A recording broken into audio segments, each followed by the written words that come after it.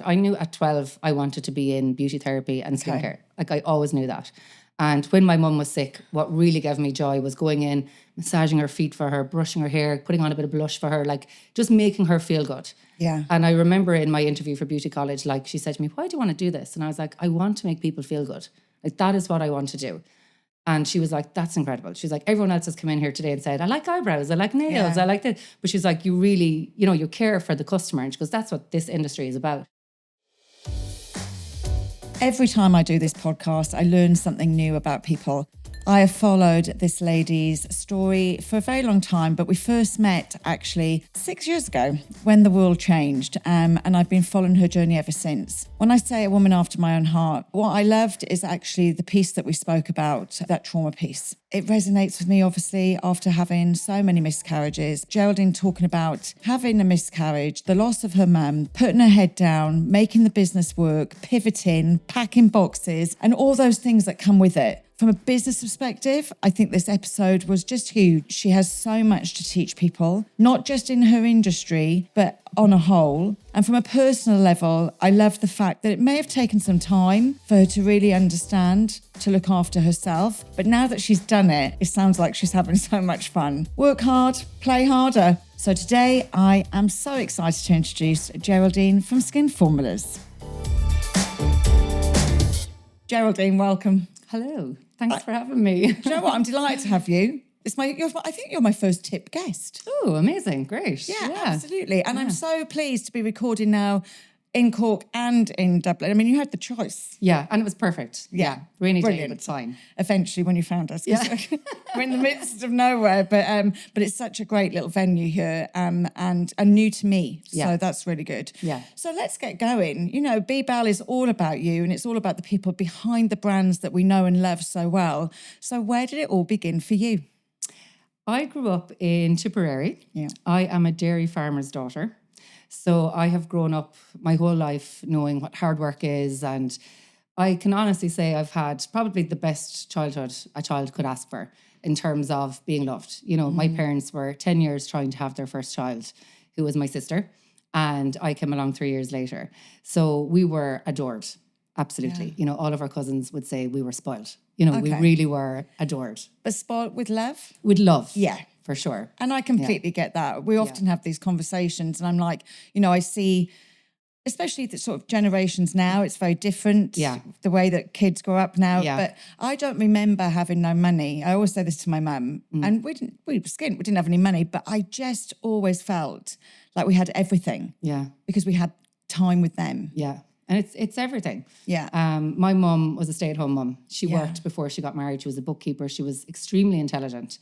And she gave all that up, obviously, to start her family. And, having your mum at home every day, picking you up from school, home-cooked meals, I mean, it was amazing. It was an amazing childhood. And I have days where, I think to myself, oh, my children don't have that existence. But they also have the opposite of that, which is knowing that I'm working extremely hard and providing a life for them and a future for them, but also instilling that work ethic, which my mother did, even though she was a stay-at-home mum. She was probably the hardest working person I knew. And I definitely feel like I got my work ethic from my mother. Yeah. Well, I'd say being a dairy farmer, everybody's involved. Yeah. 2 daughters and no sons. So unfortunately, everybody was involved. And tell me, because I always do wonder, actually my sister married a sheep farmer. He's land and he does the lambs. But with the dairy, obviously, it's a completely different ball game. I mean, you're up early, you're looking after the cattle. I'd say before and after school? Yeah. Now, luckily, we didn't have to do it before school ourselves. My dad was great. And I mean, he's an extremely hardworking man as well. But, every evening you come home from school, you have to go and pick up the cows, feed the calves, clean out the dairy. Like, that was definitely part of our childhood. And funnily, myself and my sister used to enter these competitions. And it was calf handling. Okay. Which people just find so bizarre. But it was such a huge part of my childhood growing up. So there would be a competition based on the best calf and then based on the best handler of the calf. So every evening after school, we would have to go out as well and walk our calves around a field, line them up in a certain way. And these were like national competitions. And I won an All-Ireland in this when I was probably That'd be like at 12. The or something. Not even, there were specific livestock shows. Okay. So like my agricultural background was a huge part of my life growing up. Yes. My dad worked extremely hard, and for that reason, you know, he didn't come on as many maybe family holidays. We would have holidayed with my aunt and my cousins, and you know, our cousins are like our siblings basically. So I've always known hard work. I've always known from a very young age. My mum passed away when I was 15, so I suppose I had to grow up very quickly, and you know, kind of super tough. Yeah, helped take over the household. My sister was 18, I was 15. And she went on to college the following year. So I was at home with my dad. It was just the two of us. And I kind of ran the household, essentially. Yeah. And, you know, I suppose we were doing it from a young age because she was a couple of years ill. And because we had a farm and we had a bog, we would have had a lot of guys working for us. So we would have always been in making the dinner and doing the washing and all those kind of jobs that needed to be done. But definitely I feel I matured quite quickly. Oh, I would as a say young so. woman. Yeah. And did you really realise the impact that it had on you at 15, or was it later in life that you realised how young you were?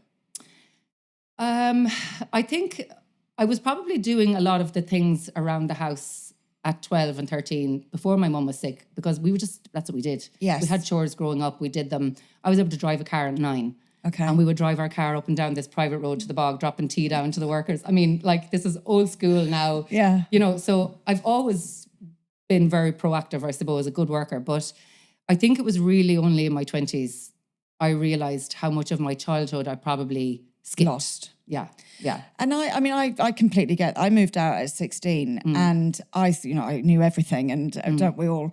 And then I think actually, as I was hitting sort of 30, I suddenly felt this huge loss. Yeah.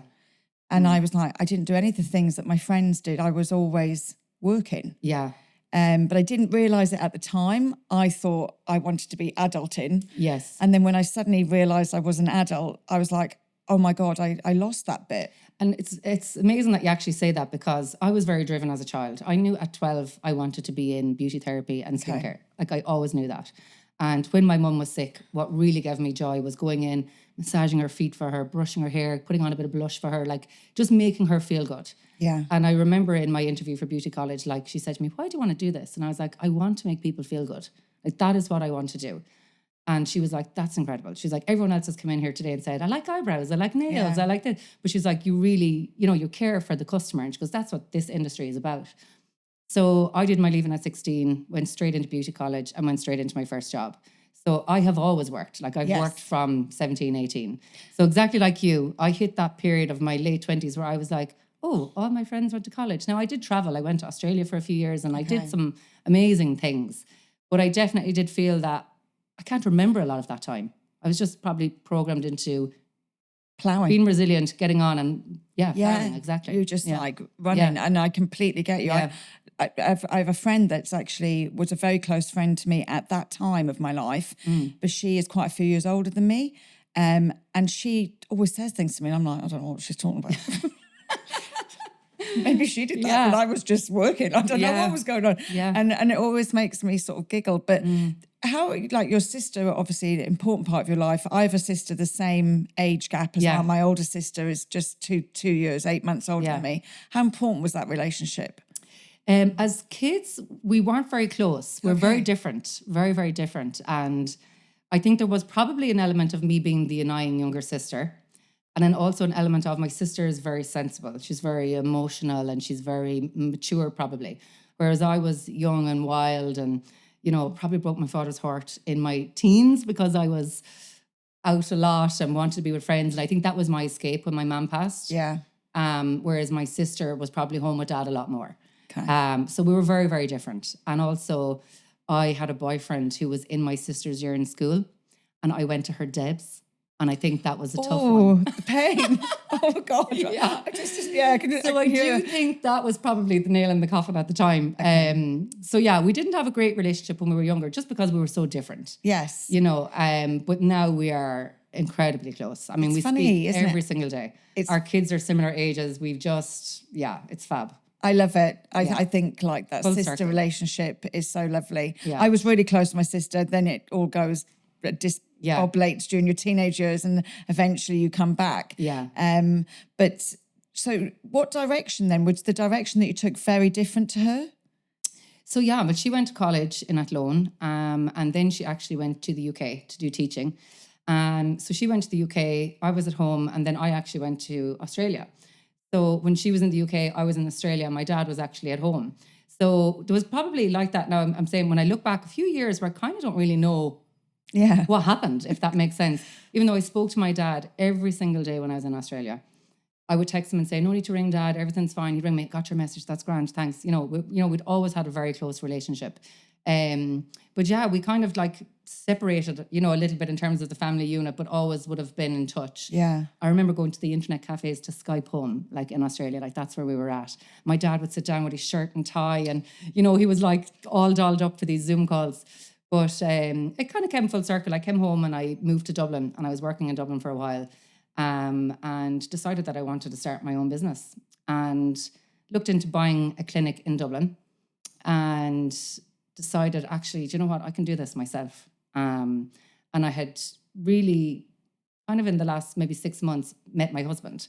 Oh, wow. Who's a Tipperary man. You have to tell me where you met him. If you were in Dublin, Flannery's, was it? Or I actually met him in Thurles, in Tipperary. Did you? So it's a long story. I'll make it very short. He's actually a brother of a friend of mine from school. Okay. Who I thought was probably 3 years younger than me, but he's actually 11 months younger. So I bumped into him one night in Thurles. We got chatting, and he's like, come to the cinema with me next week. And I said, okay. And from the minute I sat into that car, that was it. We were like, this is it. That's so cool. So we just, that was it. Was it in was the hotel in Thurles? No, it wasn't in Hazes. Hazes. I've been there a few times. Yeah, no, it was in a kind of a late bar just up the road. But okay. Yeah, so that was that. And then decided to move back to Tip and open up the business. So moved back, was living with my dad for a while, and it was fab. I had a whole new appreciation for Tipperary. But did it take, I suppose, I truly believe this, sometimes we have to leave to come back. Yeah. And I really do believe that all the time. But so where did you train in Dublin? I trained in Limerick. I actually trained in Limerick. Oh, did you? Amazing. Trained in Limerick. My best friend was nursing in UL, so I lived with her. And I was in college in Pembroke, in the city. Okay, amazing. And so where was your first job? In Élu Spa Therapy in Portlaoise with Noelle O'Connor. Amazing. So Noelle, I always credit Noelle with, I suppose, my ambition. Okay. Because I saw this woman who had a chain of day spas. She had a distribution company. She was developing her own product. I just thought she was incredible. And she was incredible. And she is incredible. Yeah. But I remember my interview saying, they asked me, where would you be in 10 years? And I said, I will own my own business. And 10 years to the month, I actually did. Good God. But I had that ambition from day one, and I really put that down to Noelle because I saw all these amazing things that she was doing and was achieving. She was the first to bring chemical peels to Ireland. She was doing colonic irrigation. We were doing IPL and things that nobody else was really doing at the time. Yeah. And I just loved her ethos. I really, really did. And it's funny now because I always say, we're always teaching people to leave us. And good bosses and good managers, that's what we should do because it's all about where people go. And I think sometimes people go to interviews, don't they? And they're scared to say, in 5 years' time, I want to be you. Yeah. I want to have my own business. And they think that would be a threat. But actually, that's what we want from everybody that works for us. Absolutely. It's so important. This episode is brought to you by Skin Formulas, an Irish skincare brand created by skin experts and trusted by thousands of customers and skin clinics. Built on science, results, and a deep understanding for skin health, Skin Formulas is designed to help you feel confident in your skin. If you want to know more, then go to www.skinformulas.ie. In all of my years of being self-employed, like I had my clinic, it'll be 10 years last year, and I sold it. And again, I had a 10-year plan to sell. Yeah. But my very first employee is who I sold that business to. Her and another lady that worked for me. So like Aisling had been with me 4 or 5 years as well. So I mean, like I grew them to be in a position that they would be able to take over that business. And, they were incredible. They were brilliant. They came in as juniors. They learned, they had the ambition. They really, really wanted to grow and have a career within the company. And that's what I want for everyone now in Skin Formulas. Don't look at this as a job. This is a career opportunity. Yeah. And I'm all about supporting people, hiring people with better skill sets than me, because that's how we'll grow. That's how everyone will grow. It's how the company will grow. But it takes a strong person to do that. And I'm always trying to get, I always look for people that are better than me because we none of us know everything. Exactly. It is crazy. Yeah. So when you were looking for your dream place, I suppose, what was on your list? What did you want it to look like? What was important to you? It's funny. What it looked like was not important because I had a budget. and I was investing in machinery. That's what I was doing. I was coming into Nina, a town that I'm not from, had never worked in, hadn't lived in Tipperary in 10 years, had no clientele. So I was coming in with a laser hair removal machine, an IPL machine, microdermabrasion, skin needling, chemical peels, retail, like the best equipment. So I wanted it freshly painted and clean. That was my ambition. Yeah. But in terms of location, I wanted it to be discreet. So we're off the main street with a side entrance and a car park directly behind. So if you came out with a red face after a full face of needling, you were slipping out the side street and into the car park. And that's where the business still is today. Yeah. We've expanded it and kind of jigged it around as we've grown over the years. But that was really important to me, that the comfort of the client was kind of taken into consideration, that they weren't walking out onto Main Street, particularly for men as well. And, things like that, it's uncomfortable for them coming in. So that was my ambition initially. It wasn't about the aesthetic of it. Obviously, 4 or 5 years in, with a little bit of cash together, we renovated everything and it was absolutely stunningly beautiful. And the same now, it's conformed as we moved into a unit on the main street. We did a lovely job in it. It was beautiful. Everyone came in and said, it's so gorgeous. But we've just put an 80k investment into our space and it is... I've been watching you knock down the walls. Incredible. I have to say, it is so beautiful. I'm going to have to come up and have a look. You are. Yeah. Please do. No, We'd I love will. to have you. It's 98% finished and it's just going to be the most beautiful space for people to come in, explore our products. We have a professional skin therapist on site, 15 years experience. And Ciara's a beautiful person. She'll make you feel comfortable, go through your product. And that's what I want. I want people to come in, experience the space, walk through, pick up the product, test them, try them. We have a beautiful area that you can, try the product on, etc. And that's really important to me. But I mean, it has to make sense. We were there for 3 or 4 years to see if there was a retail, Appetite. Yeah. Because we're B2B, we're D2C online, and we waited to see if that was happening. And year on year, we could see the growth in our retail channel. Yeah. So it's great. I'm really, really excited for what's going to happen. It's going to be a gorgeous community space. And doesn't it just prove, if you build it, they will come? Yeah. I think people are so obsessed with being banging city centres and this and that, and actually, even just meeting someone for coffee, I'm like, can we meet outside town? Yeah. Absolutely. Which is such a shame. And, we have to look after, but it's the small high streets for me and the smaller businesses that are keeping this country alive. Yeah. And I love the fact that the investment that I'm watching it. I've watched, because I'm obviously doing it at my house at the moment as well. So I'm like, fair play to her. I haven't even picked up a hammer. Well, it's really important to me that I smashed that wall down. I was very excited about that. My walls just came down without me asking. Yeah. I was like, oops, never mind. But I suppose, it's one thing saying I'm going to open a clinic, and I love the thing that you said in your interview for doing your, following this journey, because for me it's all about how you make people feel. I'm in my element when 2 or 3 people have got their hands on my body from, having a massage. I just want that touch, smell, feel, etc. But it's one thing from having that and imagine it, and you certainly are a good manifester. You spoke it, and I do believe if you put it into the universe, it will happen. But going from that, where does it suddenly spark, actually, this isn't enough and I want to bring out a range? Well, it comes again directly from the customer's needs. Okay. So I had 10 different global brands on my shelf, and every day a client would come in and say, how do I use that? Or I forget what the serum is, or it's the blue bottle, or, I'm looking at their skin saying, gosh, this lady now could really do with some of this and some of this, but it's not in a product. Or they suddenly were put on some kind of a medication that contraindicated them from certain products, but they really needed the ingredients. So I just literally started working on my own formulas. I traveled the world. I went everywhere listening to dermatologists speak about what's coming up, what ingredients are working. I have a lot of trouble with my tummy, so I researched a lot on probiotics, and then prebiotics were really coming up in skincare. So I just researched. I found an incredible chemist in the UK. Tried multiple places in Ireland. No one really had the skill set at the time. Yes. Because this is 9 years ago. Yeah. 9 years ago. And I just started working with the formulas. So I would present to him, the ingredients that I wanted to work with, the concerns that I wanted to address. He'd send me all the clinical papers. We'd read through them, find the best ones, create the formula, trial it, test it, get some feedback from customers and clients. Because I had my clinic, I had clients on the bed who were using the product for me, giving me direct feedback. And it was amazing. It was a big project, because I wanted to launch with 12 retail products and 3 professional products. because as a therapist, that is what I needed for my customers. And I also knew that I wanted to sell this into other clinics and salons. So it was like, as a clinic owner, this is what I would need this range to have to bring it into my business. Yes.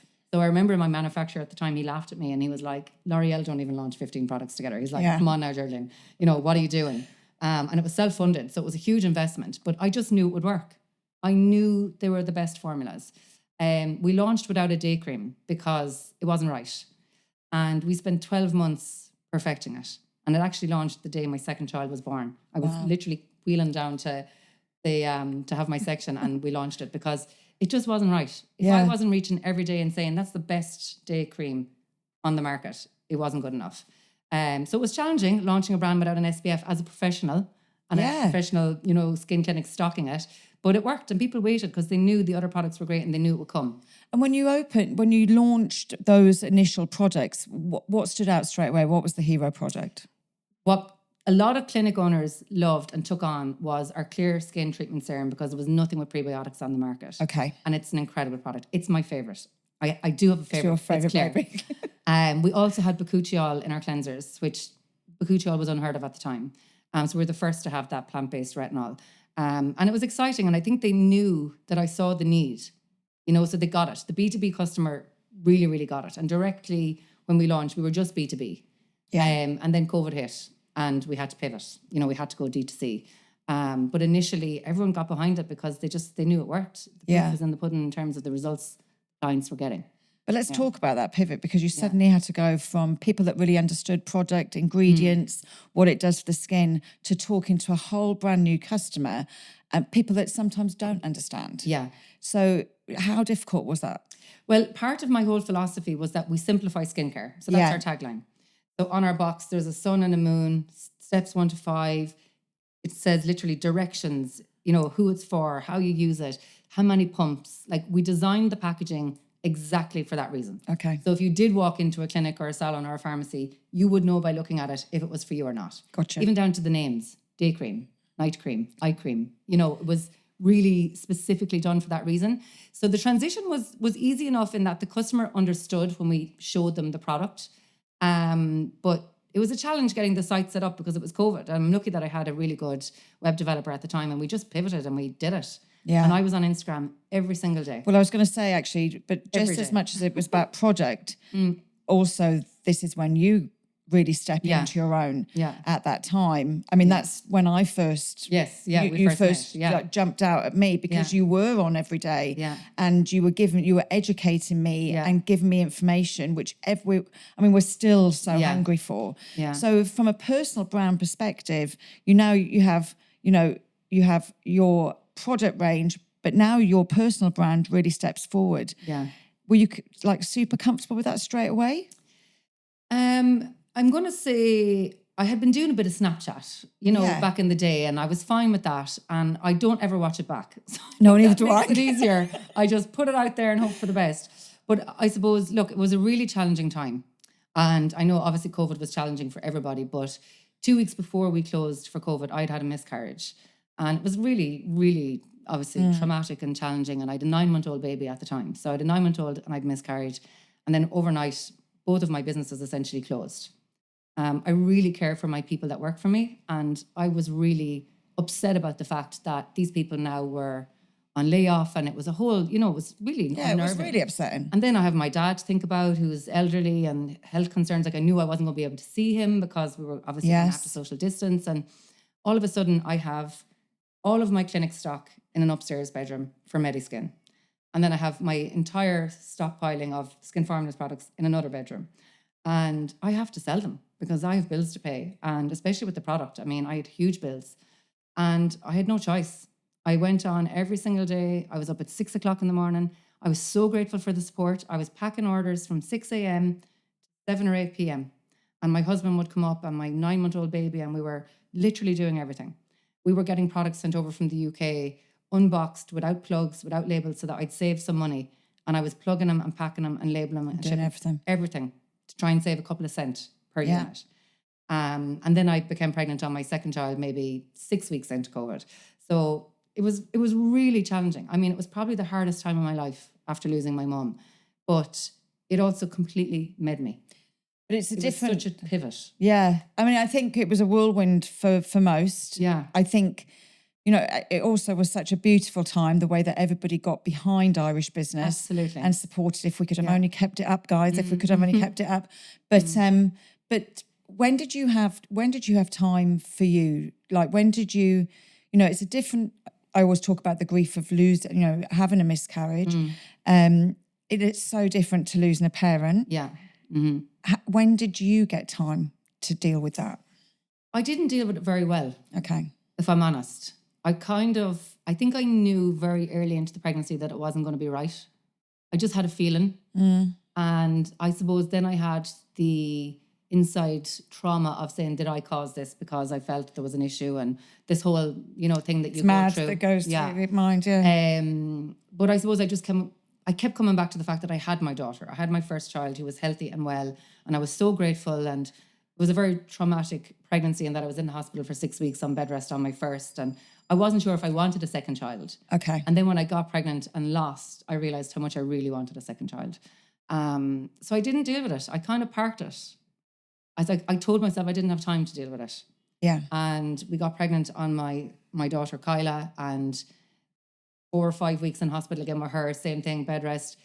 And it was only after she was born that I dealt with the miscarriage. Yeah. Okay. And it really hit me really hard. Yeah. Yeah. It's such a difficult time, and I always talk about it because it's so important. And it is so individual. Yeah. So no one can deal with it but themselves. Yeah. And I think that's the really hard piece. But I'm sure, like, obviously the joy of having the two girls. How old are they now? They're 6 and 5. Okay. Oh, God, trouble. Yeah. Oh, God, trouble. Yeah. It's busy. Yeah, no, absolutely. And I love that. I saw a lovely post actually on your Instagram the other day, and it's an old post, and I think it's your oldest daughter in a Superwoman. Yeah, and that's my youngest. Is that the youngest? That's the youngest, okay. Is she more sassy? She is... Second child syndrome. She is her own person. Yeah. Yeah. And I'm the second child, so I see myself in her so much. Me too. Yeah. So I really see myself in her. She's just a free spirit. Yeah. She really, really is. My oldest girl is really emotional, really deep. Just love you so much, Mommy.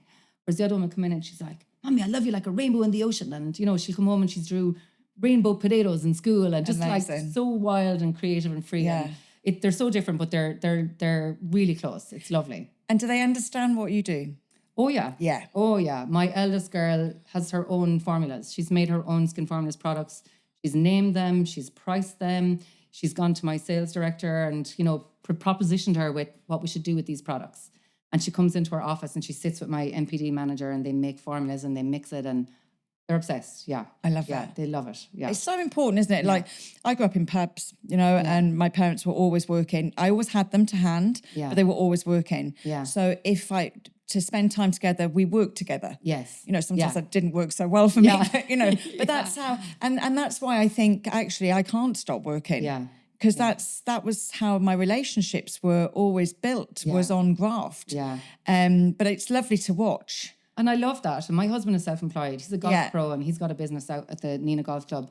And he's got a teaching room, and they build clubs, and he's got a retail store. And so the girls might go to work with Dad, or they might come to work with me, you know, for whatever reason. And they just understand that as part of what our life is, you know. Isn't it lovely? Yeah, and it's great. I love that for them, to be honest. I think that's just such a lovely way to grow up. It's certainly worked wonders for me. But I suppose, you know, you've spent all this money now. We have this fabulous new home. You've got lots and lots of B2B customers, which you look after extremely well. I think, you know, partnering up, I had my salon for 8 years, and at the time I used larger product houses, but they were ran by a small place, Renaissance in Howth. Yeah. So it's a very family-run business, and I always felt that connection. Yeah. And I think it's probably the same for you. Oh, it absolutely is, because I'm a therapist at heart. Yeah. And I'm a clinic owner. And again, like I mentioned, part of why I created this product, yes, it was for the customer's needs, but I always had that professional skin therapist in mind when we were doing development. And we really look after our B2B customers. And I work with a couple of agencies, and at different stages over the years, they've all said to me, like, I don't know another business who looks after their business customers as so well. And we do look at them like a family. It's a community, you know, and they've gotten really close. Even though they're technically competitors in the industry, our stockists have a really beautiful community. Yeah. And we had a very kind of challenging period last year. You may have saw on my Instagram. I did. Yeah. There was somebody within the industry who was in a forum and basically told... Dying to know it. We're not leaving before you tell me. Yeah, we may have that discussion. But they basically started telling businesses not to stock my brand because we were selling direct to consumer. And I mean, I don't know a brand that's surviving today that isn't multi-channel. You cannot survive unless you are. And I mean, we're creating a customer for our customers by doing what we're doing. You know, we've maybe a bigger budget to do social advertising and marketing, and we're trying to create the hunger for the brand so that these stockists are going to benefit from that. And they do. But also what we do and a lot of brands don't do, because I have been a clinic owner. Yeah.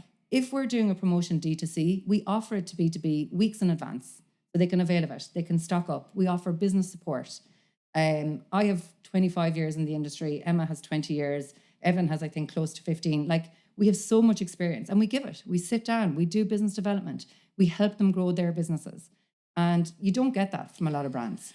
And actually, I mean, I really hope over time it will change. But there is a bit of a problem from running a salon myself. And I always tell this story. Back in the day, I used to have entomology, big machine. Yeah. And I remember ringing all of the salons, all walking distance around me in Dublin, saying, let's all do a 2-page ad together in Image magazine. It's $4,000. Yeah. All of our names would be at the bottom. No one would come in. All the questions were, well, what's in it for you?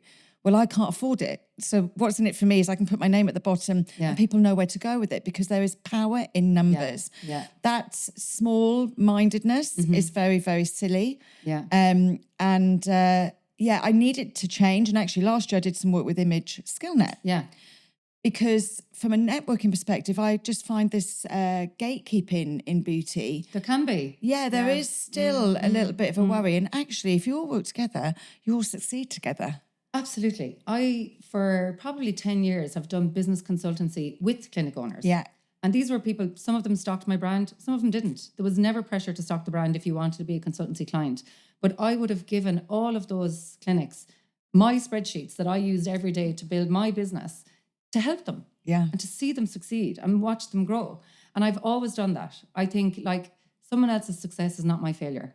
I look at my own lane, I drive in my own, vehicle, and I've got my own people on the bus.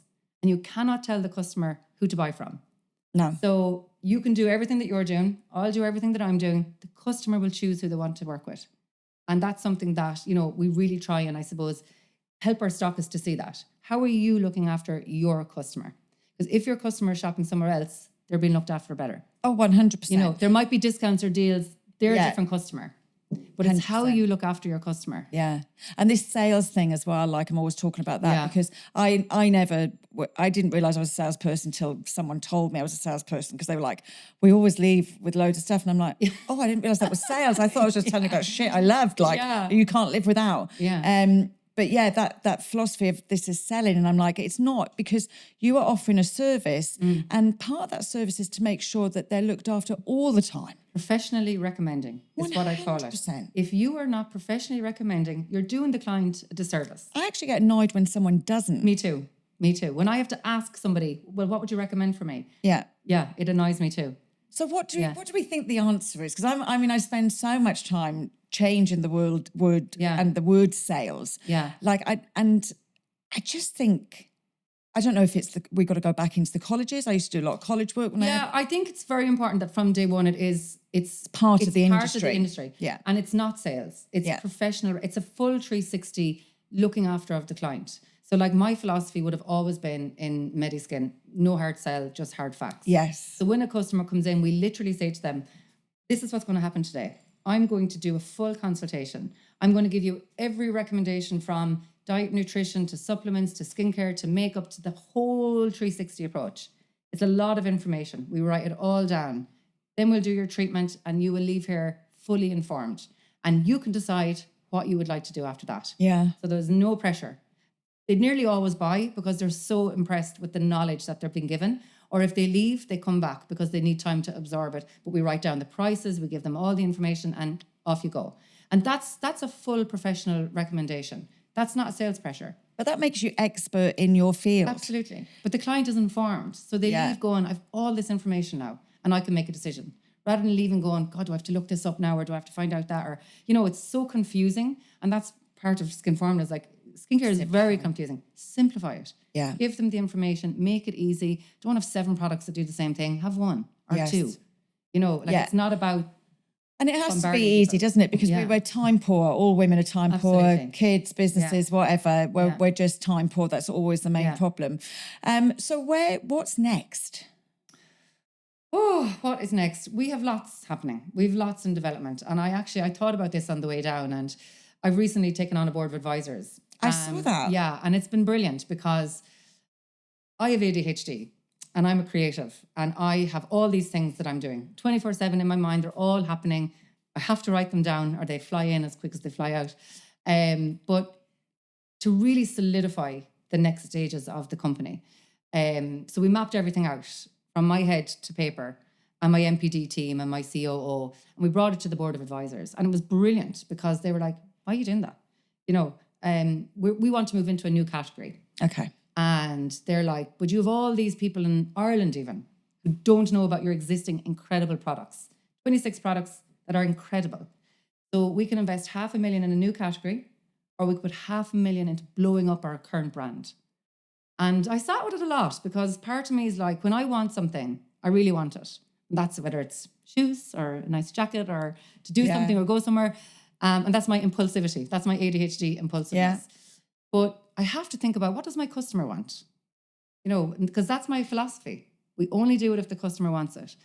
So I'm pausing something that I've been working on for probably 4 years. Because still there for you. It's still there. Yeah.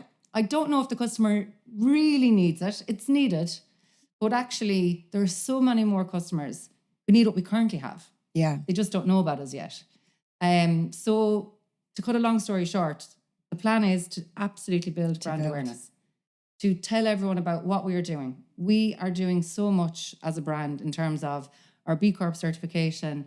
We are vegan. We are Leaping Bunny certified. We have incredible brand values that we all know about. We speak every day about them in the company, but we're probably not telling anybody. Yeah. And I think the customer today really cares about the impact. They do. To a degree. Yeah. It depends on the age. Like I struggle with this. I struggle with this. I suppose I'm in the category that really cares. Yeah, and because you want the world to be a good place for your kids. Yes. But I was on holiday recently with my friend's daughter. She's 19, and I asked her at dinner because she changed her swimming costume about 10 times. It was all Shein and whatever else. And I said, look, I don't buy from those shops, and I don't do this, and I'm washing my yogurt pots for you. Yeah. But do you actually give a shit? And she said, no, not really. God. And I was like, okay, well, I must stop doing it then. I was but I can't stop doing it because I've also got, I'm trying to teach my nieces and, And I find it hard because I feel like I'm in an age category that cares. Yeah. Then there's maybe a middle category, but my daughters really care. Yeah, they do. My daughter, my eldest girl would recycle anything. Everything that comes in the door. I'll use that again. I'll find a place for that. Or I'll do this. Or Mommy, we need to do this. And we have a book that Watch out though, she might be a hoarder. Oh, it's unbelievable. We have a recycling book that we read at bedtime. She reads a book about recycling every night. She knows every process. She watches things on TV about how things are made and processed. She really cares about the planet and the animals. And so there's probably there is a missing piece. There's a missing piece. But also, I think it's just about educating people on values and what the impact of things. It's the impact. I don't think people realize the impact.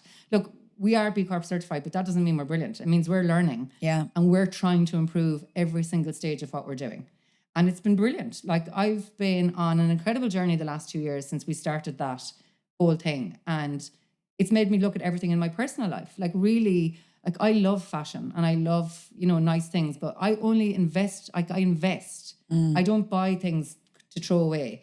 I'll have things now that I'll have for life and I'll be able to pass them on to my daughters. I already have my daughters eyeing up rings and bags and all sorts. But I think it's so important that we educate them on that. Yeah. They need to be aware of the 100%. value of things as well. My daughters will go into a shop and they'll ask for everything. That's what kids do. I say, have you got your own money with you? They'll say, no. I'll say, unfortunately, then you won't be able to get it today. Or my daughter might see something she really wants it. I promise I'll give you €5 in my money box when I go home if you let me have this. And I want them to understand The value. The value. Yeah. Because I worked from a really young age in a local restaurant, washing dishes, scrubbing pots. I paid for college myself. I paid for everything my entire life because I knew the value of it. And I think it's really important that kids do that. Like my 5-year-old and 6-year-old unpack the shopping every time we come home. They fill the dishwasher, they sweep the floor, like they have their jobs. And every morning they get up, they make their beds and they close their curtains or they open their curtains and they do their jobs. And I think there's a generation that didn't have to do any of that. Yeah. Because I see them coming in maybe for work experience or popping in to get product and they'll just say to their mothers, get that for me. And I think that's the problem. Yeah, I really struggle with that. You know, I'm like, what are you doing for it? What are you doing? Yeah. Actually, I went out for dinner with 2 friends of mine the other night, and one friend said to the other, do you know what Sean does for a living? And my friend went, blah. And a second friend said, she does this, this, this, and this. And I said, oh, fair play, you pay attention. Yeah. And the first friend said, do you know what, Sean, though? I don't think I could ever work for myself. Do you never worry about money and like the stability and all that? And I said to her, that's the one thing I've never worried about. And I see that in you. You're just a grafter. Yeah. I know that I'll always be okay because I will wash a pot. Exactly. You'll do what you have to do. So it never concerns me where money's coming from because I always find a way. Yeah. It's a strange fear. And I get why people have it. Yeah. But I just know that I'm always going to be okay. And that's something that I have been asked so many times over the years. Like, are you not afraid if something doesn't work out or it fails or you're putting an investment in this and that? I know my ability. And I also know that I can pivot. I am extremely resilient. I think resilience is my superpower at this stage of my life. But I also really believe in what I do. So if I'm creating a product, I know it's going to sell because I know it's the best. Or if I'm building something and I really believe in it and I put the work in it, I know it's going to work. Look, you have things that fail here and there, but I also know that if I'm investing in something, I can stand behind it. You know, a personal guarantee for everything the business does because I believe in it. But also like you, like I'm not afraid at the end of the day if something happens and I have to go and work somewhere and work hard. I've been there, I've done it, I can still do it. Yeah. I think that's a big thing, like being brave and backing yourself. 100%. It's so important. And when you're not head deep in the business itself, what about you? What do you do for you? Someone asked me that probably 2 years ago and I couldn't give a single answer. I had nothing to say. And it was a pivotal moment in my life. And I realized that I gave 10 years to work and I had no life. I have an incredible husband. I have the most amazing best friends from my entire life. And I couldn't remember the last time I did something fun. Couldn't name a thing. So I made a mission immediately. I took up painting and I absolutely love it. Amazing. I went back playing GAA with a local football team. It's Conforming sponsors them now and it's like the best fun. And I just really kind of found myself again. You know, I really started even just paying attention to myself. I go to PT every single week. I'm obsessed with the gym and swimming. And that's for my mental health, for absolutely nothing else. And that's what I love to do. I love feeling good. I love looking after myself and exploring my creativity and being fun. Like, you know, I'm a fun person. But for 10 years, I didn't allow myself to be fun because I had to be the CEO and the boss and the, you know, and I completely lost my fun. Whereas you lost yourself. I lost myself. Yeah. You know, like, you know, if someone was to ask me, like my children know how fun I am. My husband knows, and maybe a couple of my best friends, but I don't really show that. Okay. You know, and I was on the way and I was chatting to Emma, my COO, and she was like, tell a few jokes. You're really funny. She's like, make sure people know you're funny. I was like, no pressure. Like, can't produce a joke, but like, I love having fun. You know, I'm silly at heart. Yeah. And but you do love what you do. I mean, I always say to people, look, I am really good at taking a break, but it took me a long time to get there. Like yourself, it takes you to someone to ask a question and go, oh, good God. Yeah. Because that's not a good example for people either. I preach wellness. I do too. Yeah. My entire life has been around that. I know. Yeah. The amount of times actually I see people, I'm like, what are you up to for the weekend? And they go, oh, I've got work, blah, blah. And I go, oh, no. And in my head, I'm like, you're working Saturday and Sunday, Sean. Why did you just say, oh, no, you're doing exactly the same thing? But we just do it. I'd be the same. I'd be telling my clients coming in for years, oh, you need to do stress, you need to do this. Meanwhile, I'm booked 9 to 9, back to back, hour by hour, then going home and doing the kids, la la. So yeah, like I really had to have a good word at myself. Oh, I'm delighted though. Yeah, I'm really changed my life. Good. Yeah. Good. Yeah. Amazing. Yeah. Well, I think that's a lovely way to end because if you're not doing that, I want everybody that's listening to think about that because we can get so bogged down, can't Absolutely. we? And we are the most important people to us. We're no good to anybody else. Anyway, we always finish with a lovely question. Okay. So this is from the person before you, who I can't remember who that was actually. So you can read that out loud for me. Okay. Have you used something in your past to make a difference now? Have you used something in your past to make a difference now? Let's have a look. It is. So I suppose, have you used a tool that's made a difference to you now? Have you used, could be counselling. I was just going to say, could be coaching. It is therapy. I was just going to say that's the first Therapy. thing that sprang to mind, definitely. I didn't have therapy when my mum passed away. And I lost a best friend at 27 to a brain tumour. And I didn't have any therapy until that point. Yeah. And it was the trigger of me realising what that trauma and that loss had done to me. And it took losing my friend to bring up the grief of losing my mum. Yeah. So definitely therapy, like it's booked into my diary now, like anything else in my life. And it's been a game changer. Yeah. I think it's so underestimated. Oh my gosh. And yeah, like I never dealt with any of my traumas until actually about a year ago. Yeah. I started therapy because we're the fixers for other people all the time. Absolutely. Yeah. And sometimes we just need to be fixed ourselves. Well, I should be on commission with my therapist because I've sent him so many people. He actually said to me recently, please don't send me any more because he goes, I at capacity. I'm like, Martin, I just can't stop telling people about you. Amazing. But yeah, it's the best thing I've done for myself. And that's important as well. Sometimes it's not the first person you meet. Sometimes it might be the third or fourth therapist. You've got to shop around for people that resonate with you. It took a few. Yeah, it took a few. That's important to note, yeah. Amazing. Yeah. Geraldine, thank you so much. Thank you. I love that chat. Yeah, thank me you. too. Thank you so much. It's flew. So thanks for listening. And don't forget, if you enjoyed this pod, then please like and follow. And pop over to YouTube if you want to watch. You can subscribe to my YouTube channel at Sean Horn. And lastly, we have some amazing news. All of the BBell events are now on bbell.ie. So if you want to know more about our monthly events, our meetups, and our amazing, amazing retreat coming this September in Portugal, then do head over to the website and we'll see you there.